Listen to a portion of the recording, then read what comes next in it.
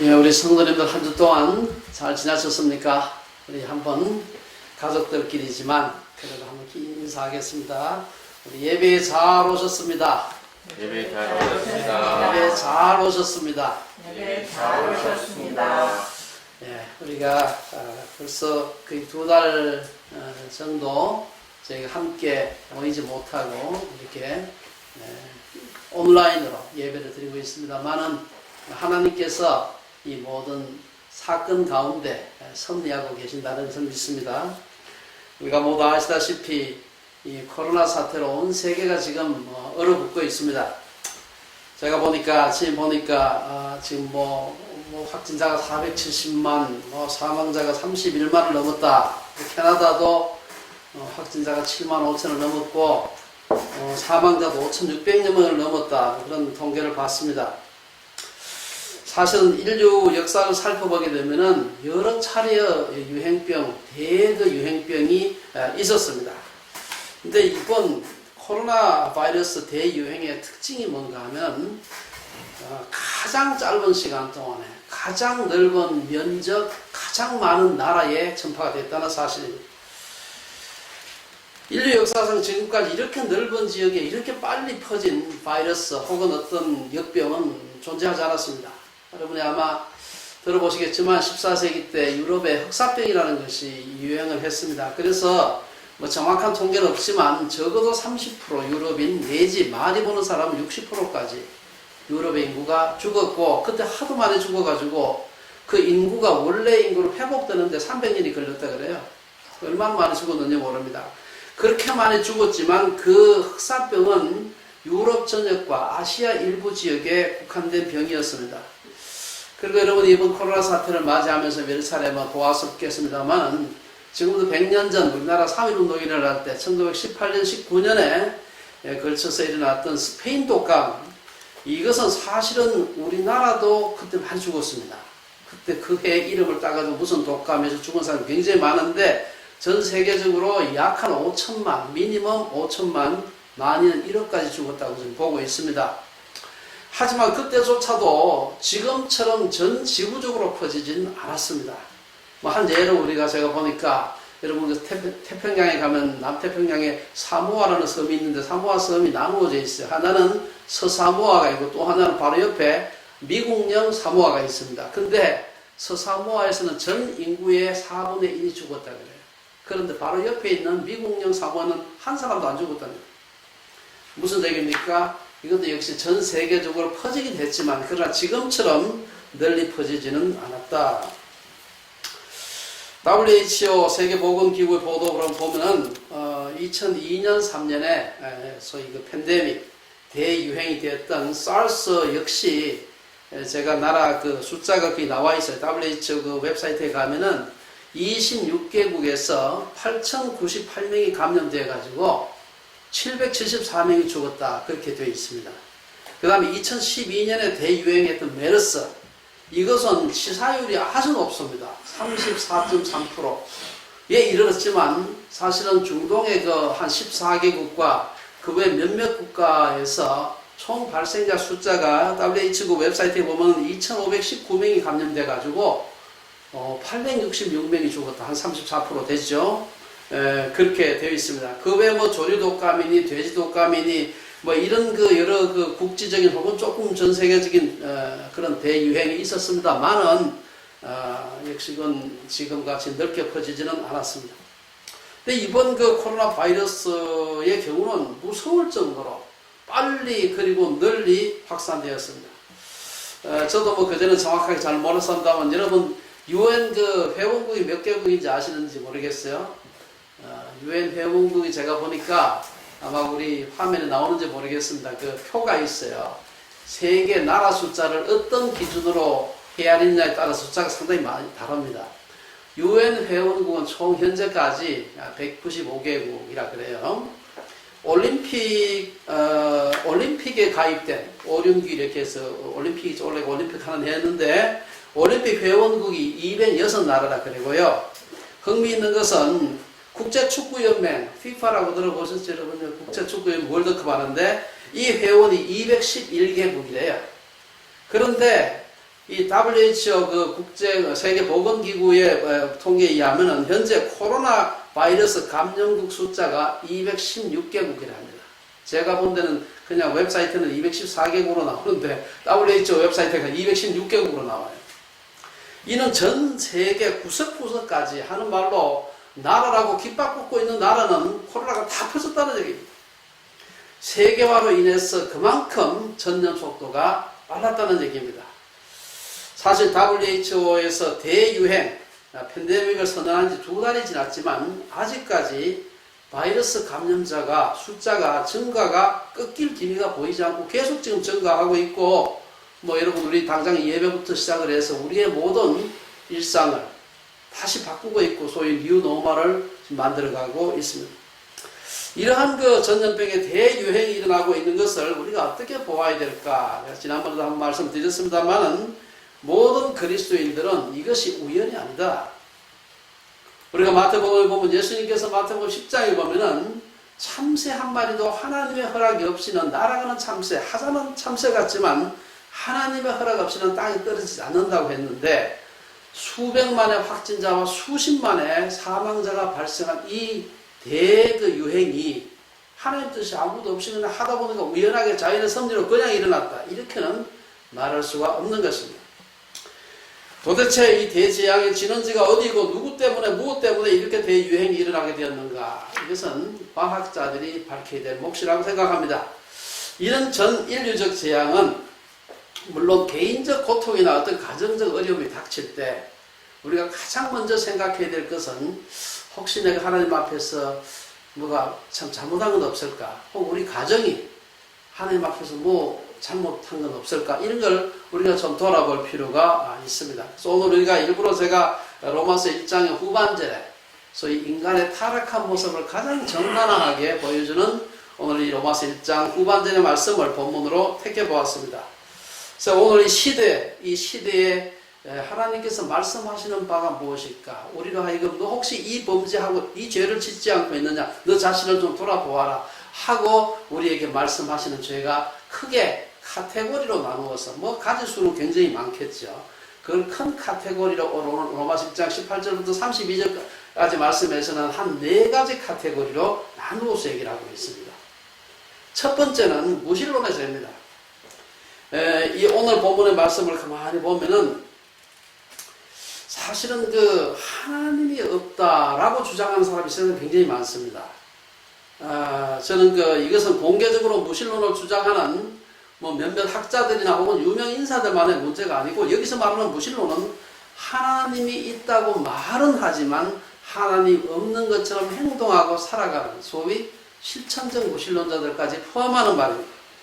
하나님이 계시다는 것으로 인해서 우리의 삶에 아무런 변화가 뭐 예수님이 하나님이 있다고 믿을 때나 없다고 뭐 생각했을 때나 아무런 차이가 없다. 그러면 사실은 우리는 무신론이라잖아 큰 차이가 없다는 것입니다. 오늘 그 18절에 보면 그런 무신론자들에게 하나님께서 뭐라고 얘기합니까? 하나님의 진노가 불의로 진리를 막는 사람들의 모든 경건하지 않음과 불의에 대하여 하늘로부터 나타난다. 이렇게 경고하고 있습니다. 어떤 사람들은 복음이 전해지지 않았던 시기나 혹은 지역에 살았던 사람들은 어떻게 되느냐라고 말하면서 하나님은 불의하다. 하나님은 뭐 공평하지 않다. 이렇게 원망하는 분들이 있습니다. 그렇지만 오늘 본문의 19절 20절에 보면은 세상이 창조된 이래로 하나님의 보이지 아니하는 것들 곧 그의 영원하신 능력과 신성이 그가 만드신 만물에 분명히 보여 알려졌기 때문에 하나님을 몰랐다고 핑계할 수 없다. 그렇게 얘기하고 있습니다. 물론 이에 대해서 여러 가지 신학적인 논쟁이 있지만 하나님이 계시는지 몰라서 내가 하나님을 찾고 싶고 참 믿고 싶은데 도대체 증거가 없어서 나 하나님을 믿지 못했다라고 하는 변명은 우리가 할 수 없다는 것입니다. 21절에서 바울은 하나님을 믿지 않는 사람들은 하나님이 계신다는 것을 알지만 그들은 하나님을 영화롭게도 아니하며 감사하지도 아니하고 오히려 그 생각이 허망하여지며 미련한 마음이 어두워졌다. 그렇게 얘기합니다. 그 어두워진 마음의 한 모습을 22절에서 뭐라고 얘기합니까? 스스로 지혜 있다 하나 어리석게 되었다. 좋은 대학을 나왔다고 공부 많이 했다고 해서 하나님을 잘 아는 것이 아니라. 그렇다면 천국 가면 학벌 순으로 쓰겠죠, 거기도. 절대 그렇지 않습니다. 여러분, 가장 좋은 대학을 졸업한 여러분 잘 아는, 제가 가끔 좀 비판을 합니다만은, 리처드 도킨스 같은 사람이, 그걸 우리나라에 책이 번역되었습니다. 그 만들어진 신이라고, The God Delusion이라고 하는 책을 썼는데, 거기서 이런 얘기, 번역을 제가 했는데, 조금 정확하게 잘못됐는지 모르겠습니다만, 하나님은 어떤 하나님이냐? 성경의 하나님. 거기 보면은, 구약의 하나님은 모든 소설에서 가장 불쾌한 인물일 것이다. 질투가 많고 교만하며 좀스럽고 불의하며 용서할 줄 모르는 통제 불가한 괴물이다. 복수를 좋아하고 피해 굶주린 종족살인자고, 여성을 혐오하고 동성애를 증오하며 인종차별주의자이자 영아살해자이자 대량학살자이자 살인자이자 전염병이나 일으키고 과대망상증에 빠진 가학, 피학, 변태 성욕자, 변덕스럽게 사람을 악의적으로 괴롭히는 깡패다. 이 그대로 제가 번역합니다.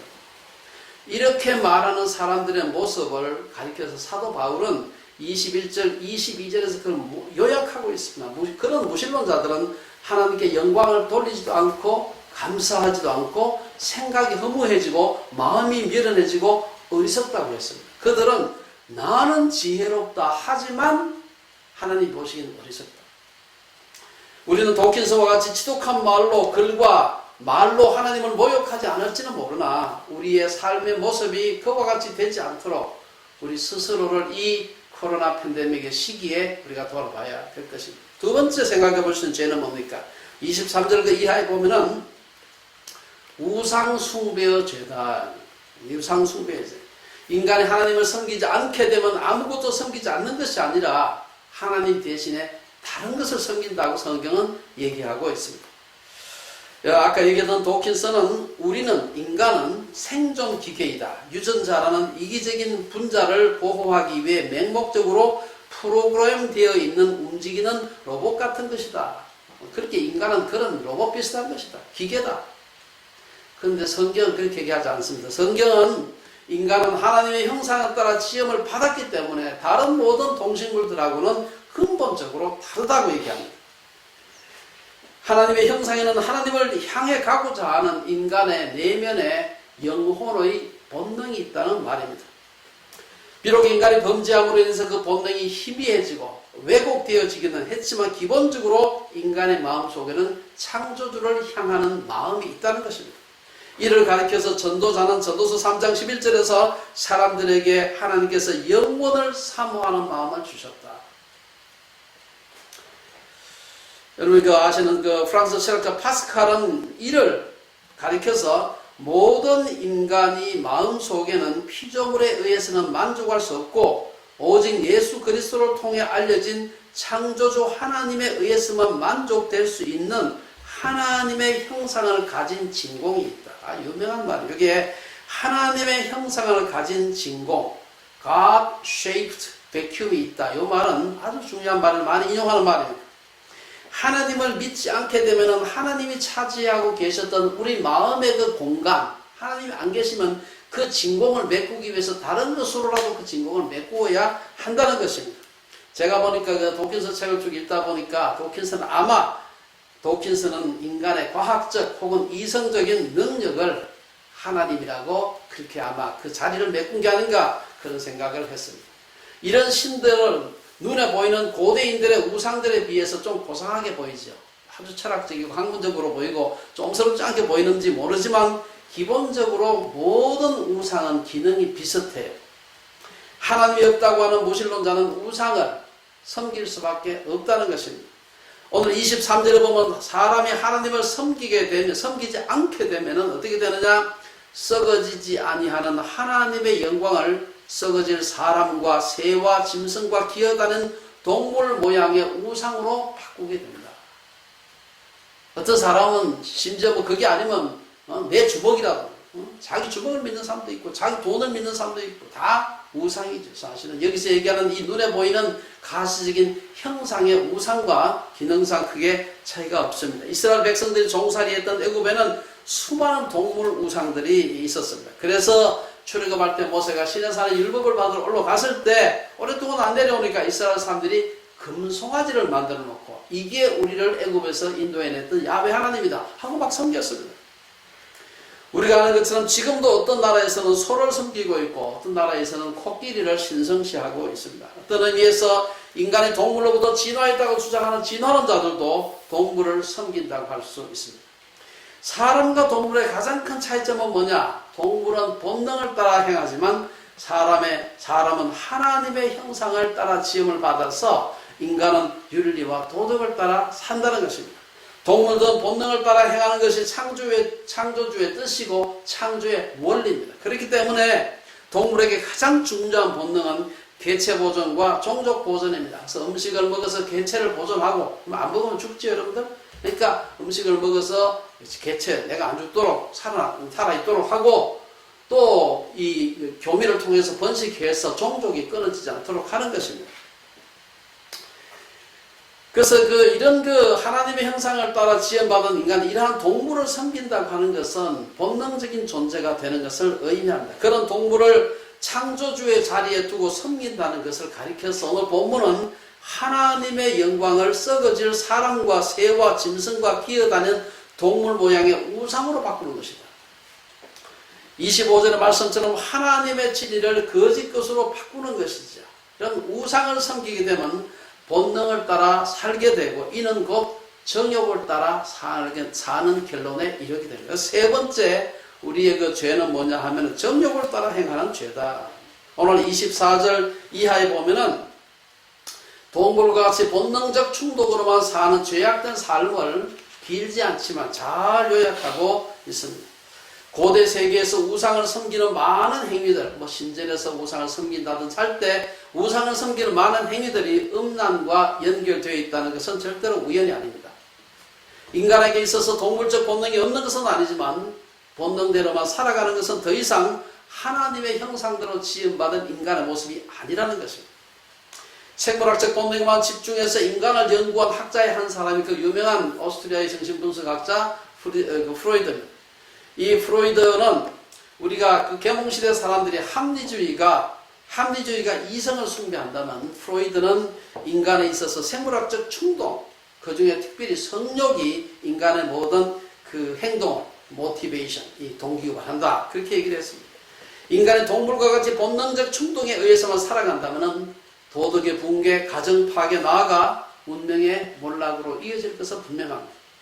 인간이 동물과 같은 본능적 충동으로만 살아간다면 하나님의 벌을 피할 수가 없는데 어떤 벌을 받게 될까? 오늘 본문을 보면 아주 재미있는 벌을 얘기하고 있어요. 뭔가 하면은 그렇게 살게 되면 내버려 두는 벌을 받게 됩니다. 내버려 두는 벌.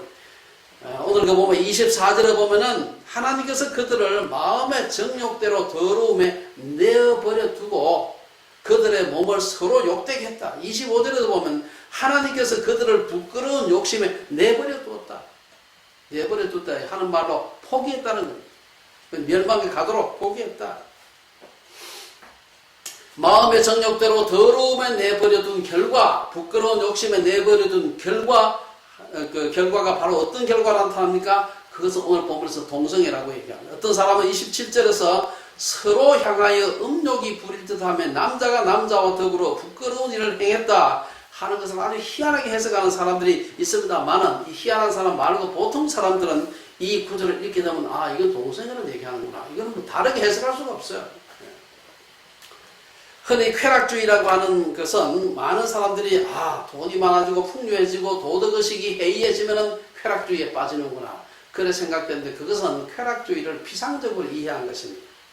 사실은 이 쾌락주의는 근본적으로 창조주를 떠난 세대가 삶의 방향과 목적을 상실했을 때 선택하는 마지막 옵션이 쾌락주의입니다.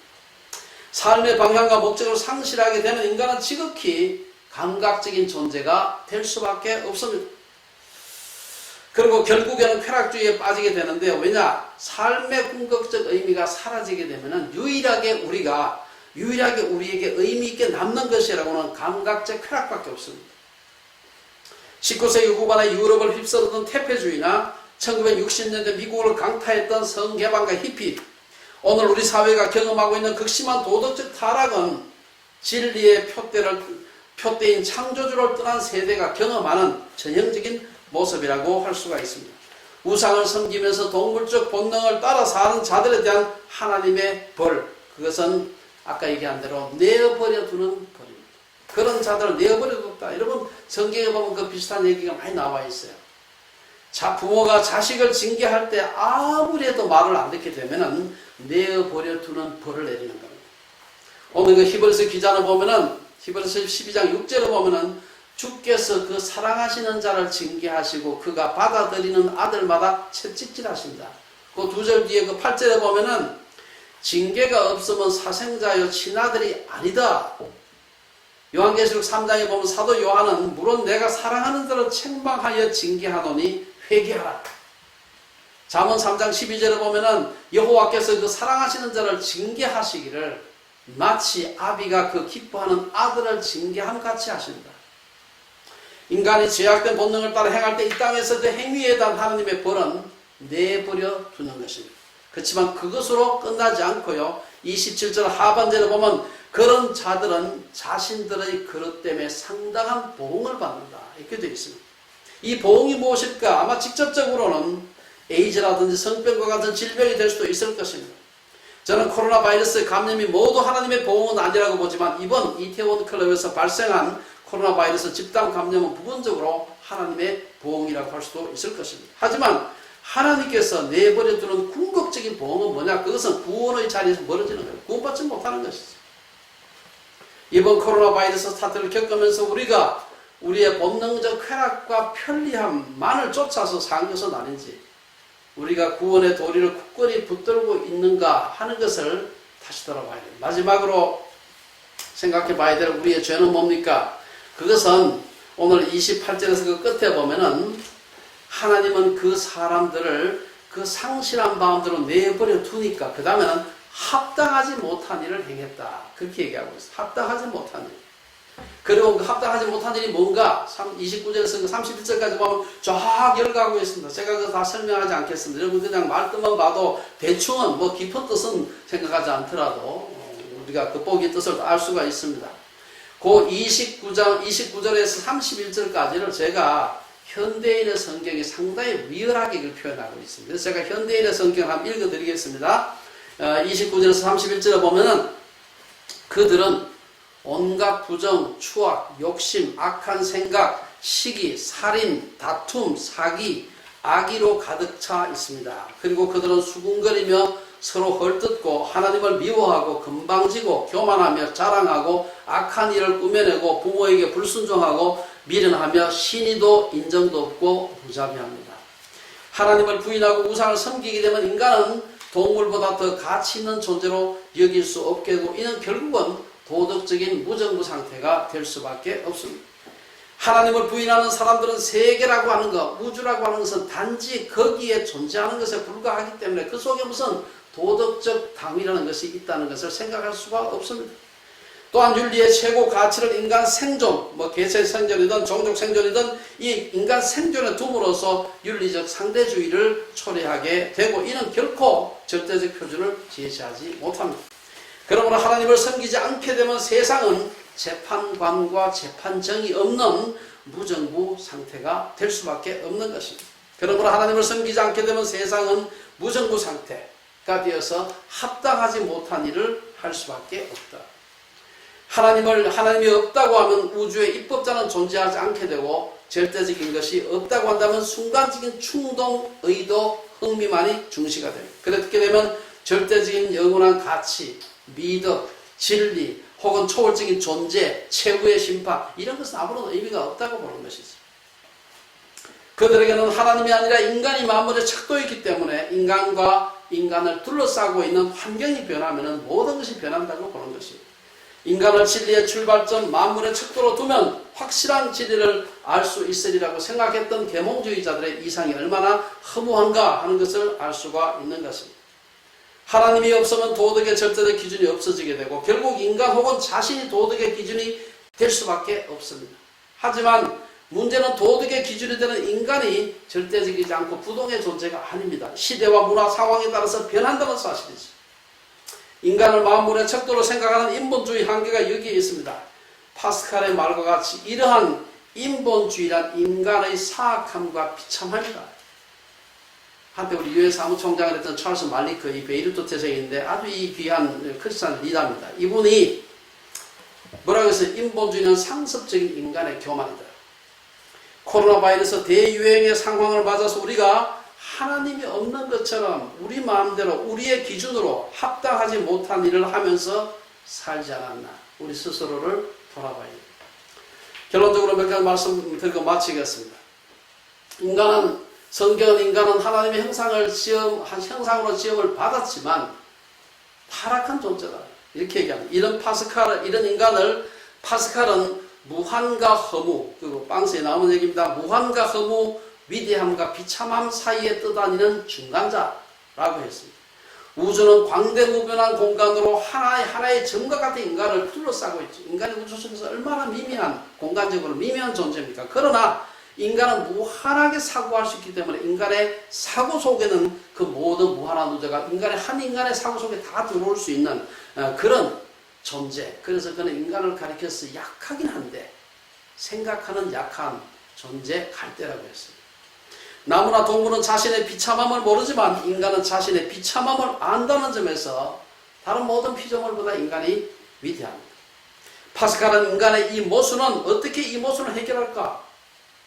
우주 속에서 이 미미한 존재인데 이 미미한 존재 속에 우주가 다 포함된다는 그 모순을 어떻게 해결할까?